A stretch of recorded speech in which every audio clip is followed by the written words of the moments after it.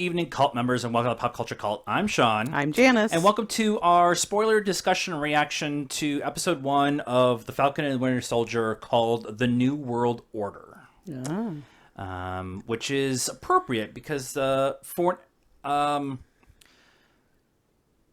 what we're dealing with in the MCU at this point in time, they really leaned into what the world is like post blip, right? Yeah. I mean, this was definitely the episode of setting up where we're at in the universe, right? So we're 2 months after the unsnapping, right? And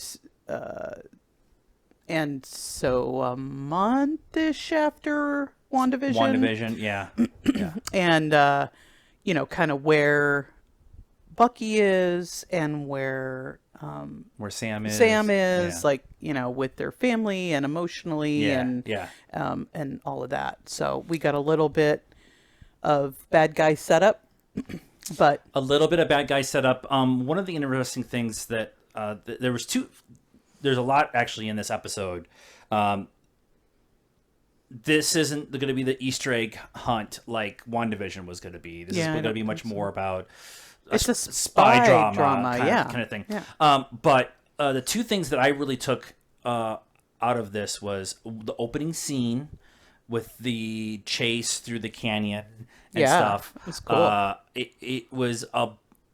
It felt like a blatant, this is not WandaVision. Yeah. It's going to be action spy drama the whole way. Yeah. Like that, they open with an action sequence. Yeah. And that's very MCU. So people who complained that WandaVision didn't have enough action in it didn't freaking understand the stream and the show. But this is the other end of that. Like, right. let's show it. The other thing that I found really interesting too was they set up 87 bad guys in this show. Yes. Yeah. The bank dude is a bad guy. He's a bad guy. Hydra. Totally got to be Hydra. Yeah. Everybody. It makes a lot of sense that the world at this point in time in the MCU is very much distrusting of everything else. I mean, they even Rhodey and even has the conversation with Sam after Sam gives up the shield to the Smithsonian. I yelled at the TV, don't do this. I understand you don't want to pick up the mantle, but giving it to a museum Store it in the closet. Store it in the closet until you're ready to. But the conversation of allies are now enemies, and everybody's doing trying to do their own thing. Yeah. Well, and so we can kind of understand probably better now what the world would be like and feel like after so many people left for 5 years and then came back. Right. Just, from kind of a year of the pandemic and life is very different. And so we kind of can connect with that a little bit better now than we probably would have before. And then just Tony's gone and Cap is gone. Yeah. And, Wanda's being crazy and Vision's gone and we don't know what's going on in Wakanda. Right. And not Scarlet Witch. Black Widow. Black Widow, thank you. Yes. Is because the movie happens before, right? Like a while before. What? The Black Widow movie that's coming out. The Black Widow movie happens right after Civil War. Right. So we don't know where she is. And so she's a public figure because of what she does at the end of Winter Soldier, where she releases all of Hydra's information and all of S.H.I.E.L.D.'s information. So she's a public figure. She testifies in front of Congress and stuff like that. Right. So she's gone. She's a known Avenger, and she's gone, publicly gone, too.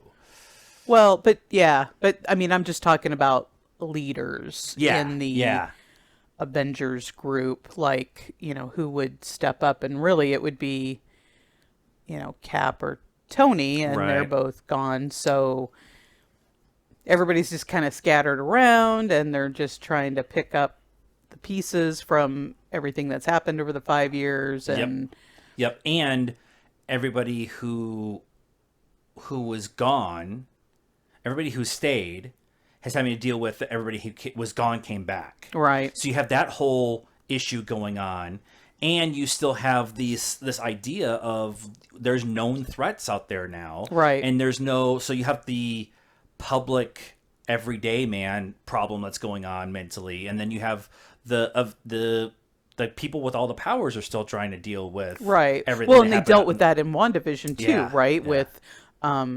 Hayward, and trying to bring a vision-esque a thing controllable person vision back because Oh. What? There's a thought just came into my head. Okay, so let's. I want to talk about. Sam and Bucky because this is their show. Okay. Because there's something that we need to talk about with John Walker and the new Captain America at the end, the kind of thing. Whatever. But Bad guy. Bad-ish could be bad guy. The senator guy. The senator guy. Yeah, totally a bad guy. Anybody who's in power in And with that beard in Senate, you're a bad guy. And you went to Cancun instead of Texas. not naming any names. What Sam's dealing with is not necessarily superhero stuff.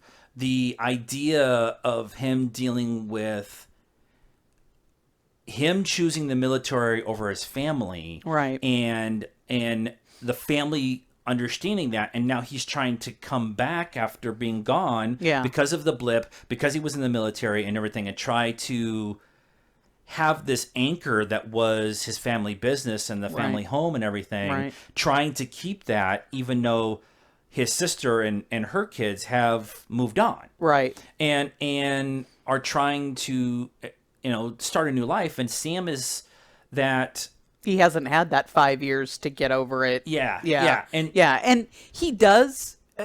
He is lucky in that he's got something to do, right? The military has obviously brought him in as kind of a, special ops kind of guy or whatever. So he even mentions that in the trying to get the loan, and I have government contracts. So he has something to do. Right. And this other stuff is his personal life, where Bucky's just like, I ain't got nothing to do. I've been pardoned. Cool. Yeah. What does that mean? And I have nobody left. Right.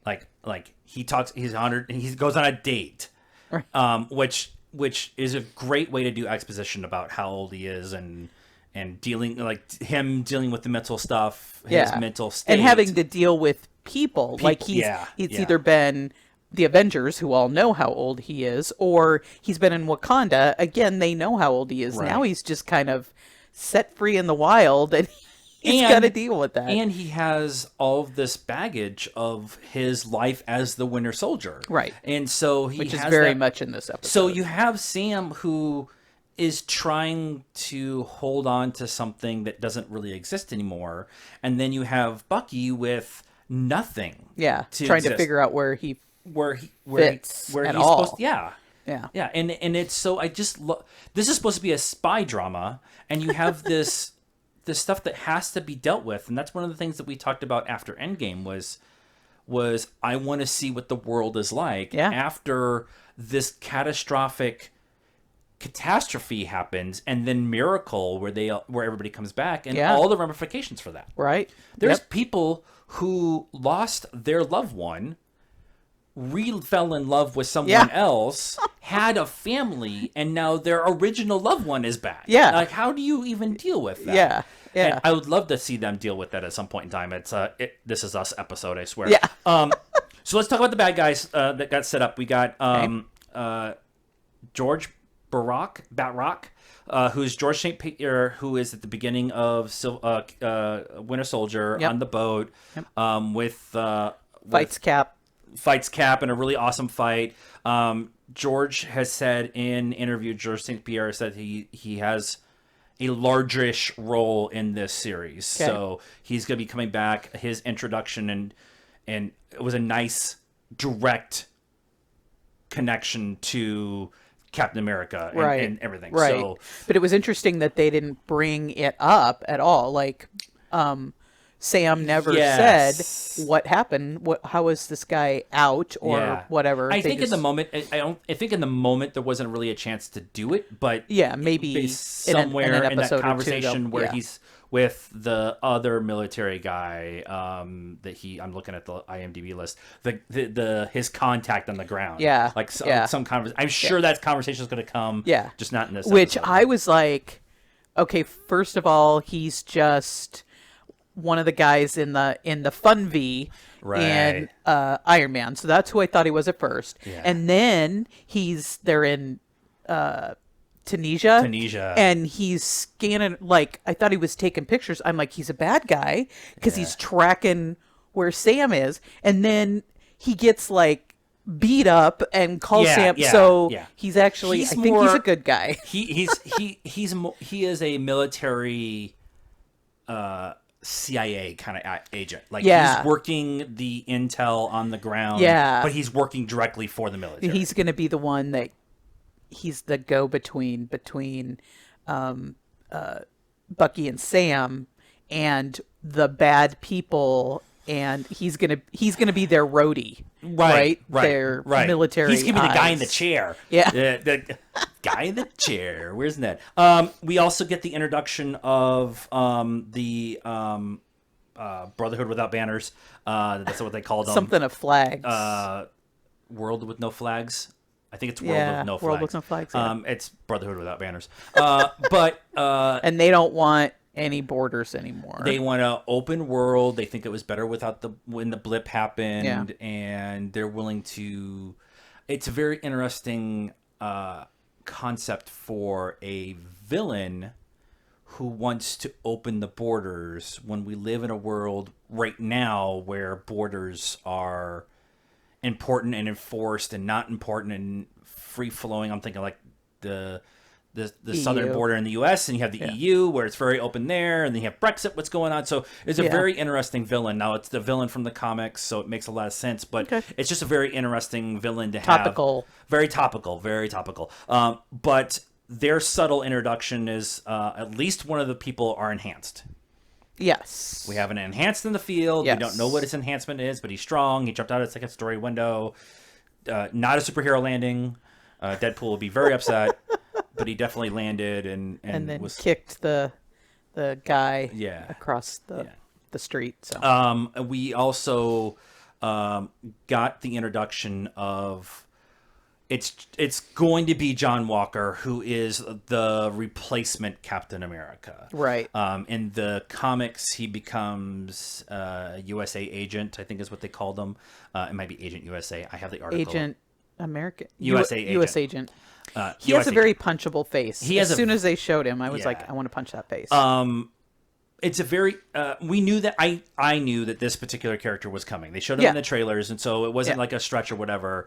And since Sam isn't willing to pick up the mantle that Steve gave him because he knows he's worthy of it, the U.S. government decides to appoint somebody because we don't have Tony and we don't have Captain America, and so we're just going to make our own, which we can control, which was the problem with the Avengers. They couldn't control them, and so we're just going to have one that we can control. Which sounds very familiar to a certain sword agent who was an acting director who was trying to have a super enhanced Avenger level person that he could control. Yeah.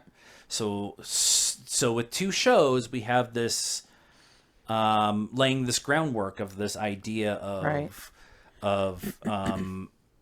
people of political clout thinking that they should be the ones in the power, which is what a lot of what the Sokovia Accords was laying down. Or trying to prevent damage and having committees decide how they react and Steve was very much like, we need to be able to act and deal with the consequences, because if we don't act, and there's worse consequences. Right. Was what Steve's point of view well, was. yeah, and Tony's too, with his ultimately, yeah, his shield over the planet. Yeah. I mean, it's not like they can just go back to how it used to be, right? I mean, we don't have super enhanced people today, and we get along just fine, but they now realize there are other things out there, and the other things out there know that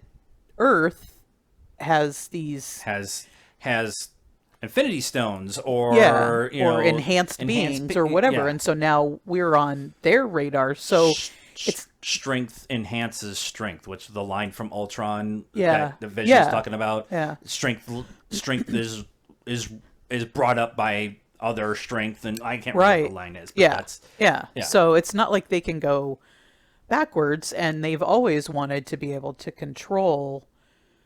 It's a government thing. No matter what the government, every government wants to be able to control. Again, timely for what we're doing right now and what's going on with the world. The government control. What seems like could be government control of trying to keep you healthy could be skewed into something else. So this is why a lot of people were very hesitant about masks and lockdown mandates and stuff like that. It felt like a level of control that wasn't really there. Now the difference is there's a pandemic, and in this particular circumstances, the things that are attacking us are punchable, and the things that are in the real world that are attacking us now are not punchable. That's true. So it's kind of a, whatever. But again, a very timely conversation to be having, which is why I think I'm going to love this show a lot differently than what I loved with WandaVision, was the idea of this is much more set in the Marvel real world, the MCU real world. I love the crazy weird stuff. Like I love the Guardians and Mumambu and I have one cocktail, but I love that stuff. But I also like that this real world gritty. Yeah, well, that's what's good about it, right? You can get a little bit of everything. And you've got a cosmic in a little bit, love story. You've got space. You've got Guardians of the Galaxy with raccoons and talking trees. The other thing that didn't do in this episode, now I think this series is only supposed to be 6 episodes. I think it's supposed to be a 6-hour movie, essentially, is what that's how it's been kind of talked about. The thing they didn't set up in this one was Baron Zemo. Yeah. And he's supposed to be the big bad in this series. Yeah, I was surprised. But maybe he's behind one of these other groups. I would not be surprised if he's the head of the Worlds Without Flags the other guy. I'm going to call it Brotherhood of Without Banners. I know that's not what it's called. It's going to slip out. Yeah. But introduce. So you've got 4 levels of bad guys here. Yeah. And you have the bank dude who could just get punched in the face. I want to talk about this for 2 seconds because it's just in my head, and we're open about talking about all kinds of different things in this show. Even though this is set, the discussion they were having was because he, Sam didn't have a job for 5 years because he was gone, blipped away, and she, his sister, doesn't really have the means to keep the business going, and so they're asking for a loan to keep the business going and work on the ship and stuff like that. Visually though, it is a black couple going to a white man in an old bank building asking for a loan. And there's a ton of stuff going on in that scene, but that visual thing for me too was like, wow. Like that is another great allegory of what's going on in the real world right now. And I just, if this whole series is going to be like that, I'm going to be madly in love. I'm already madly in love as it is. Well, that's comic books. They've always been timely in talking about things that other people don't want to talk about. Stan Lee talked about that all the time. If it's Jack Kirby weirdness, if it's got some groundness or something that's dealing with the real world, you're going to be more connected to it. And so I just... And we'll teach you something while we're giving you some... I don't want to learn. Fantasy, adventure. I don't want to learn.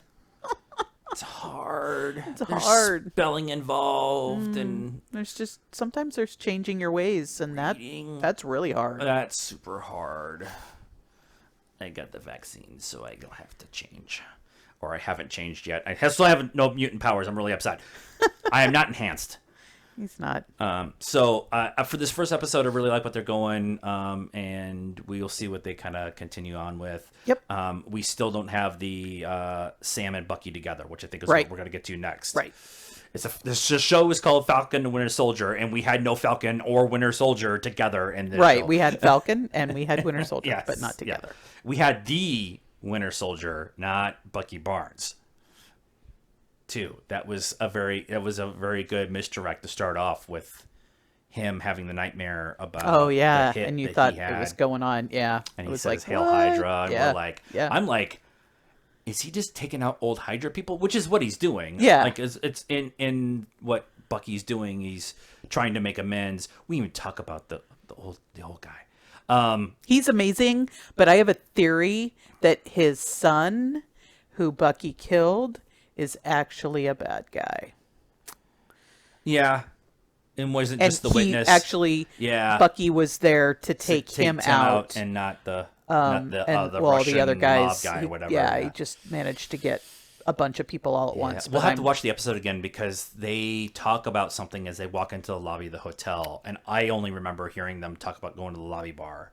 And him going back to the room. Yeah, and and I don't he remember what says they said. what he does, and I don't. I got a remember what it was. presentation that I need to get ready or something like that. Yeah, in the morning. So that is our anything else. I'm sure we'll think of something else later. That is our thoughts and reaction to the first episode of the Falcon and Winter Soldier called A New World Order. Or New World Order. There's no A there. Let us know what you thought of our reaction and this episode overall in the comments down below. We said this during the WandaVision reviews. I'll remind everybody here, we're coming from a point of view of the MCU. We have not read the comics. The information that we're learning is as we go along from reading articles and learning from other people, but we have not read the comics. So as we go along, we may flib on some names, Brotherhood Without Banners, that kind of thing. So be nice in the comments. That is a requirement around here. We'd rather have a conversation and learn than have you yell at us. Like this video, subscribe to the channel, hit the bell for notifications, and follow us on all the social media stuff, Facebook, Instagram, and Twitter. I know it's the internet. Stop yelling at each other. And until the next episode, good afternoon, good evening, and good night, cult members.